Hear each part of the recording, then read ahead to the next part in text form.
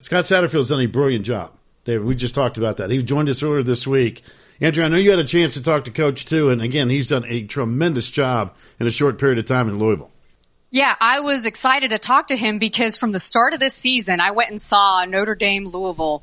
I have been talking about the transformation of this Louisville offensive line. I feel like every time I come on this show, I'm talking about Dwayne Ledford and the job he's done with the offensive line. And I wanted to ask Scott Satterfield specifically why he's been able to make such a turnaround from one of the worst offensive lines in the ACC last year to now one of the better offensive lines in the ACC, especially when you consider just how poor offensive line play has been across most of the league. And he said for us, we're doing exactly what we've done at App State. It's a system that is simple, that our guys are able to buy into, and that we repeat over and over and over again so that by the time the season starts, our guys know exactly what we're expecting them to do. They're not asking them to do 1,000 different blocking schemes. There are a couple of simple basic ones that they're asking them to do, and they do it over and over again. He said it's like Bruce Lee. You make one kick 10,000 times. It's that power of repetition.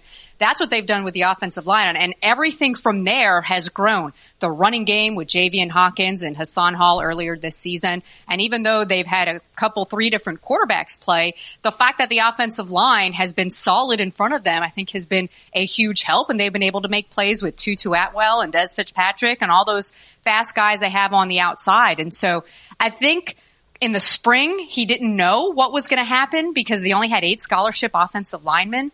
But the fact that they've been able to get these guys to buy in, play physical, and know exactly what's expected of them, I think has been the story of the season for Louisville. And Scott Satterfield was extremely complimentary of all of those players and talking about how they have bought in with Dwayne Ledford and their band of brothers and going to his house for dinner every week. They bring his wife flowers. I mean, this is a very tight-knit group.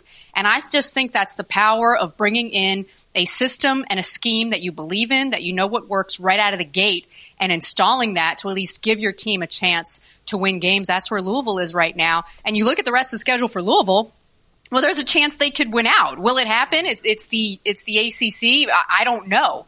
But in every single one of those games, it's not like you're penciling in an L right now because I think all of them are going to be toss-ups. And think about this. Louisville going from 2-10 last year to possibly being 9-3 is one of the most incredible comeback stories that you'll see, not just in the ACC, but in college football. And I think more people outside the country should be paying attention to what Scott Satterfield has done there so far.